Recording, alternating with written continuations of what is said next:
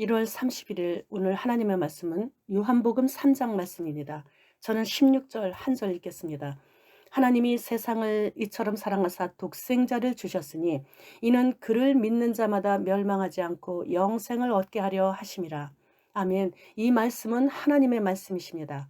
바리새파 사람들 중에 니고데모라는 사람이 있었는데 그는 백성들의 종교 지도자로서 유대인 사회에서 높은 신분과 명성을 겸비한 존경받는 인물이었습니다. 그가 어느 날 사람들의 눈을 피해 밤에 몰래 예수님을 찾아와서 평소에 궁금했던 것들을 이것저것 묻고 상담했습니다. 예로부터 유대인 사회에서 기적은 하나님의 선지자됨을 입증하는 가장 확실한 수단이었는데 그러한 기적들을 셀 수도 없이 일으키시는 것을 보니 예수님 선생님께서는 분명 하나님께로부터 오신 분이신 줄 안다라고 고백하는 것입니다. 그런데 예수님께서는 그 물음에 대답은 하시지 않으시고 진실로 진실로 내게 이르노니 사람이 거듭나지 아니하면 하나님의 나라를 볼 수 없느니라 라고 말씀하셨습니다. 그러자 니고데모는 어떻게 두 번 사람이 태어날 수 있느냐며 어머니 뱃속에 다시 들어갈 수는 없는 것이 아니냐면서 전혀 이해를 하지 못하는 것입니다. 그때 예수님께서 물과 성령으로 태어나지 않으면 아무도 하나님의 나라에 들어갈 수 없다라는 것을 다시 깨우쳐 주셨습니다. 그리고 14절 말씀에 모세가 광야에서 놋뱀을 높이 들었던 것처럼 인자도 땅에서 높이 들려져야 한다라는 것을 말씀하시면서 십자가 사건이 곧 있을 것임을 암시해 주셨습니다. 이 말씀은 광야에서 불순종으로 인해 맹독을 지닌 불뱀에게 공격당했을 때 하나님의 지시에 의해 모세가 높이 세운 놋뱀을 바라보기만 해도 모두 다 살았던 것처럼 예수님 자신이 십자가 위에 매달릴 터인데 믿음으로 자신을 바라보고 의지하는 자들은 죄로부터 구원을 받고 영생을 얻을 것이라는 말씀이셨습니다.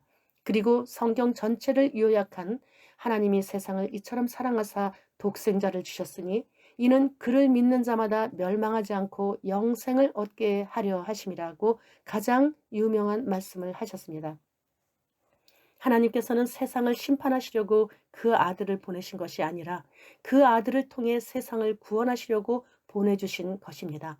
그러나 그 아들을 믿지 않는 사람은 하나님의 아들의 이름을 믿지 않는 그 것 하나만으로도 이미 죄인으로 정죄를 받아 심판을 이미 받은 것이라고 말씀하셨습니다. 누구나 우린 원죄를 갖고 태어납니다.